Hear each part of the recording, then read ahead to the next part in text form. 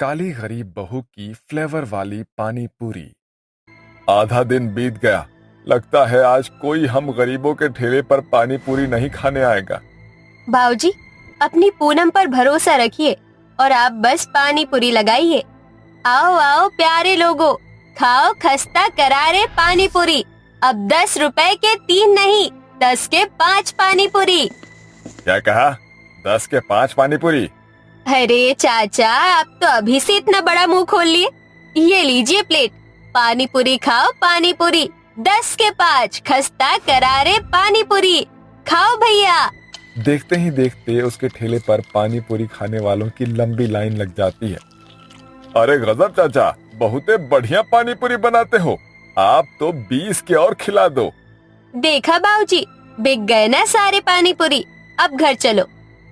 श्यामू अपनी पानी पूरी का ठेला लिए पूनम के साथ घर लौट आता है। अरे आ गए आप दोनों। हाँ जानकी, जानती हो आज पूनम बिटिया ने ऐसी आवाज लगाई कि थोड़ी देर में सारी पानी पूरी बिक गई। अजी, मगर आपके पानी पूरी बेचने के लिए बेटी को जिंदगी भर मायके तो बिठा कर नहीं रखेंगे। 25 की हो गई है पूनम। जानता हूँ भाग्यवान, मगर हमारी पूनम बिटिया के काले रंग के चलते लड़के वाले मेरी फूल सी बच्ची को देखकर ठुकरा कर चले जाते हैं। अब मैं गरीब पानी पूरी बेचने वाला लाखों का दहेज कहाँ से लाऊंगा?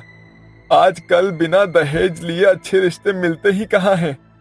सुनिए, पंडित जी आए थे, एक रिश्ता बताया है। लड़के का नाम नरेंद्र है, अपने पैरों पर खड़ा है, खुद की फैक्ट्री है, उसे बस पारिवारिक लड़की चाहिए और हमारी पूनम में वो सारे गुण हैं। अगले ही दिन नरेंद्र अपनी माँ कादम्बरी के साथ पूनम को देखने आता है। कादम्बरी पूनम का काला रंग देखकर मना कर देती है, मगर पूनम के रूप में सादगी भरा देखकर नरेंद्र उससे शादी कर लेता है। भीगी पलकों के साथ श्यामू और जानकी अपनी बेटी की विदाई कर देते हैं। जा बेटी, भगवान करे तुझे तेरे ससुराल में जमाने भर की सारी खुशियां मिले। दामाद जी, पूनम मेरे कलेजे का टुकड़ा है, इसका ख्याल रखना। एक बार बस इस कलूटन करमजली के कदम मेरे घर में तो पड़े, मैं इस पर इतने जुल्म ढाऊंगी कि वापस यहीं लौट आएगी। पूनम बहू बनकर ससुराल आ जाती है और ससुराल आने के बाद उसकी नई दुनिया शुरू होती है। कुछ ही दिनों में वो एक बेटी की माँ बन जाती है। 5 साल बीत जाते हैं, मगर फैक्ट्री में बड़ा घाटा खाकर नरेंद्र को उसे बेचना पड़ता है और आखिरी में नौबत ये आती है कि उन्हें एक झोपड़ी में रहना पड़ जाता है। परिवार को दाने दाने के लिए मोहताज देखकर नरेंद्र के पैरों में लकवा लग जाता है। पिताजी, घोड़ा बनिए ना, मुझे आपकी पीठ पर खेलना है। गुड़िया, मैं अब घोड़ा नहीं बन पाऊंगा और ना ही तुझे घुमा पाऊंगा, क्योंकि भगवान ने मुझसे मेरे पैर छीन लिए। ये कहते कहते नरेंद्र की आंखों से झरझर आंसू बहने लगते हैं। माँ, देखो ना, पिताजी क्या कर रहे हैं। वो मेरे लिए कभी घोड़ा नहीं बनेंगे और मुझे घुमाएंगे भी नहीं। तूने जो मेरे बेटे के पैर छीन लिए, अरे जब से तुझ करमजली कुलनाशिली मनहूस के पैर क्या पड़े मेरे घर में। तूने मेरे हंसते खेलते घर को बर्बाद कर दिया। हाँ माँ, इसमें इस बेचारी की क्या गलती है? तुम जब देखो इसको कोसती रहती हो। चुप रह नरेंद्र, ज्यादा जोरू का गुलाम मत बन। और तू कुलच्छिनी, निकल मेरे घर से अभी के अभी। कादम्बरी पूनम को धक्का दे देती है। पूनम दरवाजे पर खड़े खड़े अपनी माँ के पैरों पर गिर जाती है। पूनम मेरी बच्ची। माँ, तो आ ही गए आप दोनों। अपनी इस मनहूस बेटी को लेकर जाइए मेरे घर से। जब से आई गरीब बनाकर रख दिया। इसके चलते आज हम भूखे मर रहे हैं। भीख मांगने की नौबत आ गई है। कंगाल बना दिया है इसने हमें। कितना कहा था मैंने नरेंद्र को, मत कर इस काली का लूटी बैंगन लूटी से शादी। बस कीजिए समधन जी, दामाद जी के साथ जो हुआ उसका दुख हमें भी है, मगर इसका ये मतलब तो नहीं है कि हमारी बच्ची को ही आप कोसती रहोगी। कादम्बरी बड़बड़ाती हुई अंदर चली जाती है। तभी श्यामू उसे समझाता है। बेटी, तू तो यहाँ शहर में रह रही है और तू तो कितने अच्छे पानी पूरी बनाती है। तू वही बनाकर बेच। ये ले, कुछ पैसे रख ले। शुक्रिया बाबा, इस वक्त मुझे इन पैसों की बहुत जरूरत थी। अपने पिता के दिए पैसे से अगले ही दिन से वो गरीब बहू शहर में पानी पूरी का ठेला शुरू करती है। पानी पूरी खा लो, पानी पूरी, खट्टी मीठी पानी पूरी। साहब जी, पानी पूरी खा लो। अरे ये तो एकदम सादा पानी पूरी है, इसे कौन खाएगा? ये बोलकर वो आदमी बाजार के लिए आगे बढ़ जाता है, जहाँ एक दुकान के बाहर बोर्ड टंगा होता है जिस पर फ्लेवर वाले पानी पूरी लिखा होता है। पूरे बाजार के लोगों की भीड़ वहीं जमा होती है। माँ देखो ना, उस दुकान पर कितनी भीड़ लगी हुई है, सब वहीं से पानी पूरी खा रहे हैं। शायद इसीलिए कोई भी मुझे गरीब के पानी पूरी नहीं पूछ रहा। अगर मुझे अपने पानी पूरी का ठेला जमाना है तो मुझ गरीब बहू को भी बदलाव लाना पड़ेगा। पूनम फ्लेवर वाला पानी पूरी का सामान लिए घर लौटती है और अगली भोर से ही वो उठकर इमली का, जीरे का और भी फ्लेवर के पानी बनाती है और एक बार फिर से पानी पूरी का ठेला लगाती है। आओ प्यारे प्यारे लोगों और खाओ फ्लेवर वाली पानी पूरी, 10 के 5। क्या कहा? 10 के 5 पानी पूरी, वो भी फ्लेवर वाले? ये तो बस 10 के 2 ही दे रहे हैं। सभी ग्राहक उस गरीब बहू के बनाए फ्लेवर वाले पानी पूरी खाने के लिए उसके ठेले पर आ जाते हैं। अरे जरा जल्दी से फ्लेवर वाला पानी पूरी खिला दो। सबसे पहले पुदीना और जीरा फ्लेवर वाला पानी पूरी खिलाना, और फिर इमली का पानी वाला, और फिर तेज तीखा वाला खिलाना। जी ठीक है भाई साहब, अभी लगाती हूँ। नन्ही सी गुड़िया लोगों को डोंगे देती जाती है और वो गरीब बहू जल्दी जल्दी से फ्लेवर वाले पानी पूरी बनाकर लगाती जाती है। भाई वाह, पानी पूरी हो तो ऐसे, मजा आ गया। इतने तरह तरह के फ्लेवर वाले स्वादिष्ट पानी पूरी तो मैंने आज तक कभी नहीं खाए थे। तो फिर अपनी बीवी बच्चों के लिए भी ये फ्लेवर वाले स्वादिष्ट पानी पूरी पैक करवा के ले जाइए भाई साहब, वो भी खाएंगे तो खुश हो जाएंगे। ये भी ठीक है, फिर तो आप 50 के फ्लेवर वाले पानी पूरी पैक भी कर दीजिए, घर जाकर मैं भी खा लूंगा। उस गरीब बहू की बातों में भरी मिठास ग्राहक को खूब लुभाती है। थोड़ी देर में उसकी सारी फ्लेवर वाली पानी पूरी बिक जाती है और अब धीरे धीरे लोगों में फ्लेवर वाले पानी पूरी के लिए लूट मच जाती है। भगवान की दया से ये फ्लेवर वाली पानी पूरी लोगों को खूब भा रहे हैं। बस ऐसे ही अच्छी खासी बिक्री होती रहे। धीरे धीरे उस गरीब बहू की गृहस्थी की गाड़ी भी पटरी पर आने लगती है, मगर फिर भी कादम्बरी उसे कोसना नहीं छोड़ती। आ गई महारानी, इतनी देर कैसे हुई? माँ जी, आज मंगल बाजार थे, इसलिए बाजार में भीड़ लगी थी, तो आने में थोड़ी देर हो गई। साफ सीधे क्यों नहीं कहती कि तू बाहर गुलछर्रे उड़ा रही थी? मेरा बेटा पैरों से अपाहिज क्या हुआ? तूने इधर उधर मुंह मारना शुरू कर दिया। अपने ऊपर लगाए लांछन को सुनकर पूनम की आंखें छलछला जाती है।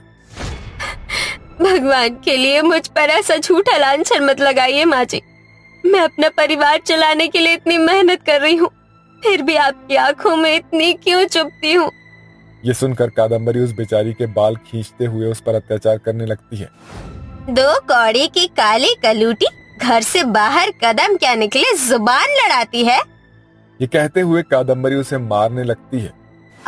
माँ जी, मुझे मत मारिए, मेरे बाल, मैं सीता मैया नहीं जो अपनी पवित्रता के लिए अग्नि परीक्षा दे सकूं, मगर मैं अपने सुहाग की कसम खाकर कहती हूँ, मैंने कुछ नहीं किया। अपनी भड़ास निकालने के बाद कादम्बरी पूनम के बाल झिटक कर चली जाती है। हर दिन अपनी सास के जुल्म सितम सहकर भी बेचारी वो गरीब पानी पूरी बेचती है। पानी पूरी खाइए, स्वादिष्ट फ्लेवर वाला पानी पूरी। आओ आओ प्यारे प्यारे ग्राहकों, जरा 20 के अलग अलग फ्लेवर वाले पानी पूरी खिलाना। जी अभी लगाती हूँ मैडम जी। ये फ्लेवर वाला पानी पूरी तो बहुत ही जबरदस्त और बढ़िया है, और खास करके ये इमली और जीरे वाला पानी पूरी जो सबसे लाजवाब है। मजा आ गया, यू आर वेरी टैलेंटेड। जी शुक्रिया। जहां अपनी फ्लेवर वाली पानी पूरी के स्वाद के चलते पूनम को ग्राहकों से खूब तारीफ मिलती है, वहीं लाख करने के बाद भी सास से सिर्फ गालियां ही खाने को मिलती है। फिर एक दिन जब कादम्बरी वहीं से घर लौट रही होती है, तभी गाड़ी वाला उसे मार कर चला जाता है, जिसके बाद उसके दोनों पैरों में पूरी तरह से प्लास्टर चढ़ जाता है। ऐसे में पूनम ही उसका पैर बनती है। माँ जी खाना खा लीजिए, आपकी दवाइयों का समय हो गया है, दवाई भी लेनी है। पूनम अपने हाथों से खाना खिला खिला कर दवाई देती है। कादम्बरी अपने किए पर पछताते हुए बोलती है, पूनम बहू मुझे माफ कर दे, मैं हमेशा तुझे कोसती रही, तुझ जैसी हीरे की कदर ना की। अरे बहू तो घर की लक्ष्मी होती है, और मैंने तुझ पर इतने जुल्म ढाए। मैं जानती थी माँ जी, आप एक ना एक दिन मुझे जरूर बहू मानेंगी। आज आपने मुझे सारा घर आंगन दे दिया। ये कहते हुए वो गरीब बहू सास के गले लग जाती है, जिसके बाद से फ्लेवर वाला पानी पूरी बेचकर वो गरीब बहू खूब नाम कमाती है। साथ ही वो अपना खुद का घर भी ले लेती है। अब वो अमीर हो जाती है और इसी तरह से सभी लोग खुशी खुशी रहने लगते हैं। गरीब बहू के ससुराल छठ मनाने आई अमीर सहेली। खुशबू तो बढ़िया आ रही है। आज नाश्ते में क्या बनाया है? आज नाश्ते में प्रियंका के मनपसंद मालपुए बनाए हैं। अच्छा, लेकिन ये प्रियंका बेटा है कहाँ? कहीं दिखाई नहीं दे रही है। ये लो आ गई। अरे प्रियंका बेटी, इतना सुबह सुबह तैयार होकर कहाँ जा रही हो? पापा, आज नम्रता आंटी ने मेरा मनपसंद लिट्टी चोखा बनाया है तो मैं उनके घर लिट्टी चोखा खाने जा रही हूँ। चलो अब चलती हूँ, वरना मेरा लिट्टी चोखा वो हिमांशी की बच्ची खुद ही खाकर खत्म कर देगी। अरे प्रियंका बेटा, तू आ गई। मैं हिमांशी को भेजी रही थी तुझे बुलाने के लिए। अच्छा हुआ तो तू खुद ही आ गई। तू बैठ, मैं तुम दोनों के लिए गर्मा गर्म लिट्टी चोखा लेकर आती हूँ। प्रियंका हिमांशी बचपन से एक दूसरे के बहुत अच्छे दोस्त होते हैं। प्रियंका का परिवार जहाँ पूरे गांव में सबसे अमीर परिवार होता है, वहीं हिमांशी का परिवार गांव के सबसे गरीब परिवारों में से एक होता है। अमीर और गरीब के इस फासले के बावजूद भी इन दोनों सहेलियों और इनके परिवारों में काफी अच्छी दोस्ती होती है। खुशबू से ही मुंह में पानी आ गया। अब देखती ही रहोगी या खाओगी भी। वाह यार, क्या लिट्टी चोखा बनाया आंटी ने, मजा ही आ गया। वैसे लिट्टी चोखा खाने का असली मजा तो छठ पूजा में ही आता है। अरे हाँ, छठ पूजा भी तो आ रही है। तुम लोगों की छठ पूजा की तैयारी कैसी चल रही है? मेरे घर में तो अभी से ही छठ पूजा की सारी सामग्रियां आनी भी शुरू हो गई हैं। बाबा कह रहे थे कि शाम को आते हुए वो अपने मालिक से पैसे लेकर आएंगे, फिर हम भी छठ पूजा की सारी सामग्री लेकर आ जाएंगे। तुम्हें याद है ना, वो भी क्या दिन थे ना जब बचपन में हमारी माँ नदी किनारे छठ पूजा करती थी, तो हम लोग भी उन्हें देख देख कर छठ पूजा करने की कोशिश करते थे, पानी में डुबकी लगाते थे। कुछ भी हो, बचपन की छठ पूजा के तो मजे ही कुछ और थे। हम लोग कितनी मस्ती करते थे ना घाट किनारे छठ पूजा के मेले में। हम पूरा दिन झूला झूलने में ही बिता देते थे। मैंने तो ठान रखी है, जब मेरी शादी हो जाएगी तो मैं शादी के बाद छठ पूजा का व्रत रखा करूंगी। मैं भी चलती हूँ, अब माँ के साथ छठ पूजा की तैयारी करवानी है। ऐसे ही कुछ दिन गुजर जाते हैं और छठ पूजा का दिन आ जाता है, जिसमें सारे गांव के लोग और उन्हीं के साथ हिमांशी और प्रियंका के परिवार वाले नदी किनारे जाते हैं और घाट पर जाकर छठ पूजा करते हैं। बहन जी, छठ पूजा मेरा बनाने का सबसे ज्यादा मजा तो मुझे आप लोगों के परिवार के साथ ही आता है। मुझे तो लगता ही नहीं हम पड़ोसी हैं, ऐसा लगता है कि हम तो एक ही परिवार के हैं। ये तो आपकी इतनी अच्छी सोच है जो आप हम गरीबों को अपने परिवार का हिस्सा मानते हैं, वरना आजकल के लोग तो अमीर और गरीब में भेदभाव करने का कोई मौका छोड़ते ही नहीं। चलिए अब पूजा करते हैं, सूर्यदेव को जल चढ़ाने का समय हो गया है। दोनों परिवार मिलकर पूजा करते हैं और ऐसे ही दिन गुजरने लगते हैं। दिन गुजरने के साथ अब दोनों सहेलियों का रिश्ता तय हो जाता है। हमारी कुछ दिनों में शादी है, लेकिन हम एक दूसरे से वादा करते हैं कि शादी के बाद हर साल हम छठ पूजा साथ में ही बनाएंगे। मैं तुम्हें बहुत याद करूंगी और हमारी उन मीठी यादों को भी जो हमने साथ मिलकर बनाई हैं। ये कहते हुए दोनों सहेलियों की आंखों में आंसू आ जाते हैं। कुछ ही दिनों में दोनों सहेलियों की शादी हो जाती है और दोनों अपने अपने ससुराल चली जाती हैं। अमीर परिवार से होने की वजह से प्रियंका की शादी एक अमीर परिवार में होती है, लेकिन वहीं गरीब परिवार में जन्मी हिमांशी की शादी एक गरीब परिवार में ही होती है। आ गए आप, आज कहीं काम नहीं मिला क्या? क्या करूं हिमांशी, आजकल कहीं पर काम नहीं मिल रहा है। हर जगह से निराशा ही हाथ लग रही है। न जाने क्या होगा। जब से फैक्ट्री बंद हुई है तब से रोटी रोटी को तरस रहे हैं।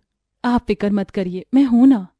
तुम भी कब तक लोगों के घर में काम करके घर का खर्च चलाओगी?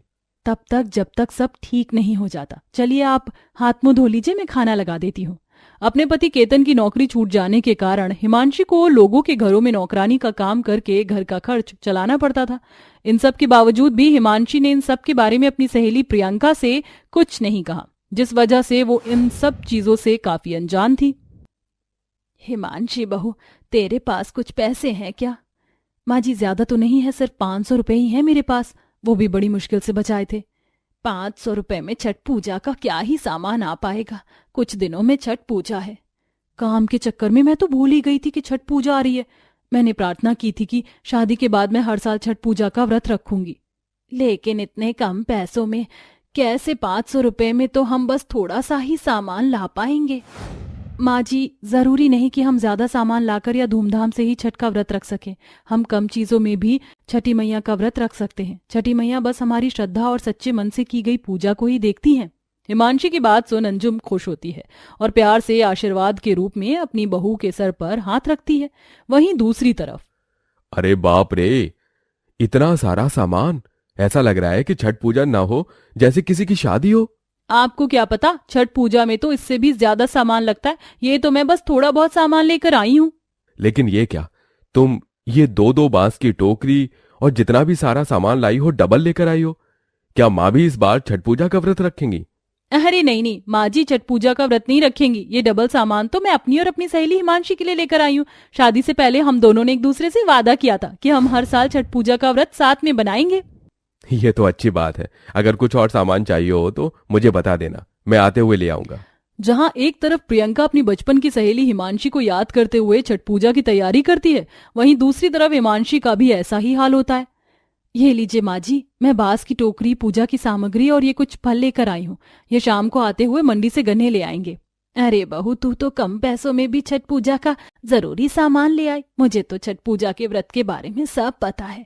जी माँ जी, वो शादी से पहले मैं और मेरी सहेली प्रियंका ही छठ पूजा के लिए हमेशा सामान लेकर आते थे, इसलिए मुझे सारी चीजें पता हैं। शादी से पहले मैं और प्रियंका हर साल मिलकर छठ पूजा बनाते थे, लेकिन न जाने इस साल मैं उससे मिल भी पाऊंगी या नहीं।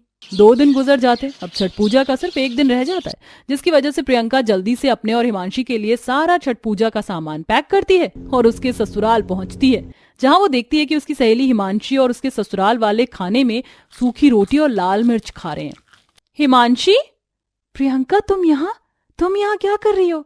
हमने वादा किया था ना कि शादी के बाद हम हर साल छठ पूजा का व्रत साथ में बनाएंगे, इसलिए मैं अपने वादों को पूरा करने के लिए आई हूँ तुमसे मिलने। लेकिन ये सब क्या है? मेरे पति जिस फैक्ट्री में काम करते थे वो फैक्ट्री बंद हो गई। इन्होंने कई जगहों पर काम ढूंढा, लेकिन इन्हें काम नहीं मिला, इसलिए मैं घरों में नौकरानी का काम करती हूँ। छठ पूजा आ रही थी तो बचे पैसों से मैं छठ पूजा का थोड़ा बहुत सामान ले आई, इसलिए अब हम लोग खाने में ये बासी रोटी और मिर्ची खा रहे हैं। ये सब तुमने मुझे क्यों नहीं बताया? क्या अब यही हमारी दोस्ती रह गई है? नहीं प्रियंका, ऐसा नहीं है। मैं बस तुम्हें दुखी नहीं देखना चाहती थी। मुझे माफ कर दो। जैसे अब तुम्हें बहुत खुश हूं। अब रोकर मत दिखाओ, तुम जानती हो ना मैं तुम्हारी आंखों में आंसू नहीं देख सकती। अब मैं आ गई हूं ना, सब ठीक हो जाएगा। देखो, मैं तुम्हारे और अपने लिए छठ पूजा का सारा सामान लेकर आई हूं। अब हम दोनों मिलकर अपना पहला छठ पूजा का व्रत मनाएंगे।